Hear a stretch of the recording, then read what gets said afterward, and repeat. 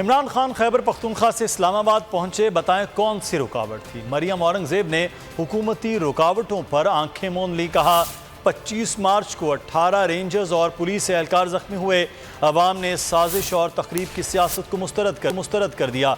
वफाकी वज़ीर इत्तलात ने पेट्रोल की कीमत में इजाफे का गुनाह भी इमरान खान हुकूमत के सर डाल दिया। बोली IMF के मुआहदे पर दस्तखत इमरान खान ने किए। बात तो थे, आप अटक से शुरू हुए और आप F8 पहुंच गए। कौन सी रुकावट थी?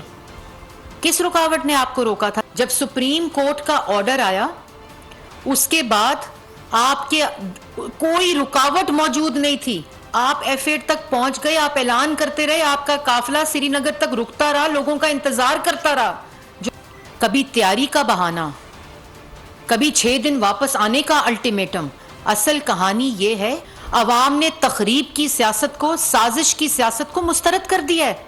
4 साल आपने मुल्क पे रहकर मईशत का कत्ल किया है। आज भाषण दे रहे हैं IMF के प्रेशर का।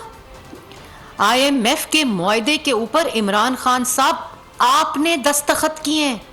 आज पेट्रोल जो महंगा हुआ है वो आपकी वजह से महंगा हुआ है, आपके उस मुआहदे की वजह से महंगा हुआ है। अगर पेट्रोल की कीमत बढ़ी है तो ये कीमत आप बढ़ा कर गए थे, ये मुआहदा आप करके गए थे।